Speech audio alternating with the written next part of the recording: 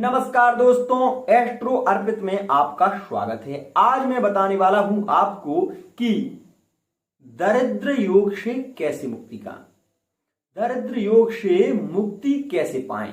मित्रों, दरिद्र योग कोई दुर्योग नहीं है, परंतु यह एक ऐसा योग है जो कि हमारे ही द्वारा हमें प्राप्त हो जाता है। जैसे कि दीपावली की जब हम पूजा करते हैं तो हमें नरक चतुर्दशी के दिन अपने घर की जो सफाई होती है हम पूर्ण तरीके से उसको साफ करते हैं, गृह के कमरे साफ करते हैं। उस दिन जो नरक चतुर्दशी को हम अपने गृह से झाड़ुओं को भी बाहर निकाल देते हैं और नवीन झाड़ू मतलब नई झाड़ू को लेकर भी आते हैं। तो आज मैं आपको यह भी बताऊंगा कि झाड़ू किस दिन लेकर आना चाहिए, जिससे कि हमारे गृह में, हमारे घर में धन की वृद्धि हो और हर क्षेत्र में सफलता को प्राप्त कर सकें। सबसे पहली बात मैं आपको यह बता देना चाहता हूं कि यदि आप अपने गृह में यह देखते हैं कि कोई बिल्ली आपके घर में प्रतिदिन आ रही है और वह आपके गृह में आती है, तो आप यह मत सोचिए कि वह आपके लिए कोई दोष दे रही है या आपको उसको मार देना चाहिए। देखिए, एक बात, एक सिद्धांत हमेशा ध्यान रखें कि जो बिल्ली होती है वह बिल्ली भी लक्ष्मी का स्वरूप मानी जाती है। आप कहेंगे कैसे मानी जाती है महाराज, हमें तो ये मतलब आश्चर्य हो रहा है।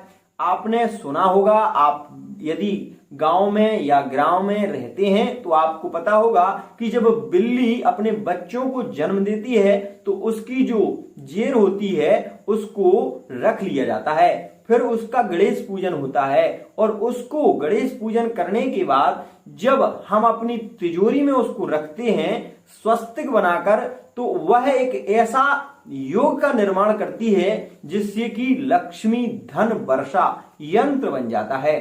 तो मित्रों, यह भी ध्यान रखें कि बिल्ली यदि आपने पाल रखी है तो वह आपको दोष नहीं देगी, वह आपको लक्ष्मी देगी और अपार लक्ष्मी देगी, जिसके लिए आपने सोचा भी नहीं होगा। अब हम बात कर लेते हैं दूसरे नंबर की।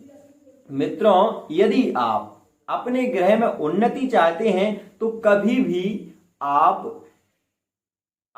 तर्जनी उंगली से, इस उंगली से मंजन ना करें, इस उंगली को मुंह में ना दें, क्योंकि इस उंगली में जो कि एक अहंकार का प्रतीक भी है और यह उंगली जो होती है तर्जनी, इसमें यदि इसका आप उपयोग ज्यादा करेंगे तो ये उंगली जो है ना, वहां पर मंजन करेंगे तो यह फिर आपके लिए एक विकार भी उत्पन्न हो सकता है, जिससे कि नपुंसक की स्थिति बन जाती है। तो इसका आप उपयोग ना करें। अब हम बात कर लेते हैं दूसरी बात, तीसरे नंबर की। गृह में यदि आप अपने घर की साफ सफाई करें तो ध्यान दें कि बालों को इधर उधर ना फेंकें।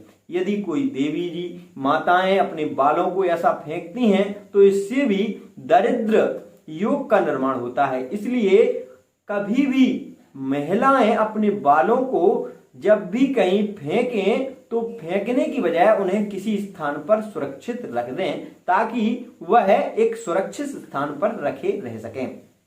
बात कर लेते हैं हम मित्रों कि हमें अपने गृह में जो कंघी होती है उसको हमेशा साफ रखना चाहिए, उसे हमेशा स्वच्छ रखना चाहिए, जिससे कि वह जो कंघी है उससे हम अपने बालों को जब पोंछें तो उसमें ऐसा ना हो कि उसमें उसमें गंदगी लगी हो, उसको भी साफ रखना चाहिए। इससे भी दरिद्र योग का निर्माण होता है।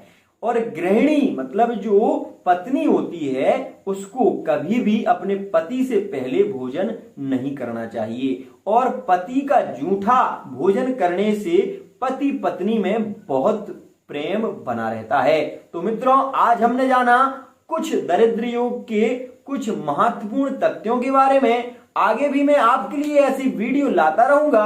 आशा करता हूं आपको यह वीडियो बहुत पसंद आई होगी और मैं यह भी उम्मीद करता हूं कि आप इस चैनल को सब्सक्राइब अवश्य करेंगे, ताकि आने वाली जो वीडियो है वह आपको सहजता और सुलभता से प्राप्त हो सके। सभी मित्रों को मेरा राधे श्याम।